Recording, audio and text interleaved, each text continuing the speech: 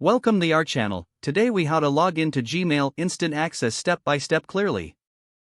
Open your preferred web browser. In the address bar, type www.gmail.com and press enter. You will be directed to the Gmail sign-in page. If you already have a Gmail account, enter your email address in the first field. Click on the next button. Now, enter your password in the designated field. If you want to stay signed in, check the box next to Keep Me Signed In. Click on the next button again. You will now be logged into your Gmail account. If you've enabled two-factor authentication, follow the prompts to complete that process. Once logged in, you'll see your inbox and can start managing your emails. If you encounter any issues, ensure that your internet connection is stable.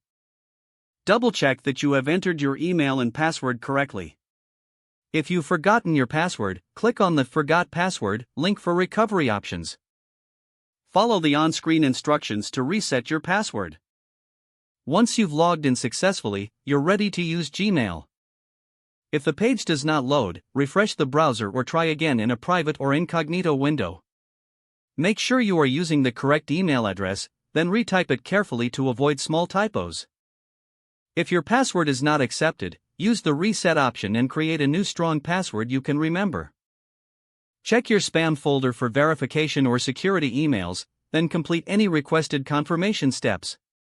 Enable two-factor authentication if available to improve account security and reduce unauthorized access risk.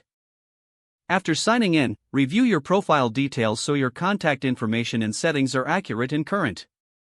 If you see an error message, note it down and try again after restarting your device and internet connection. Log out when you finish, especially on shared devices, to keep your account and payment information secure. If the page does not load, refresh the browser or try again in a private or incognito window. Make sure you are using the correct email address, then retype it carefully to avoid small typos.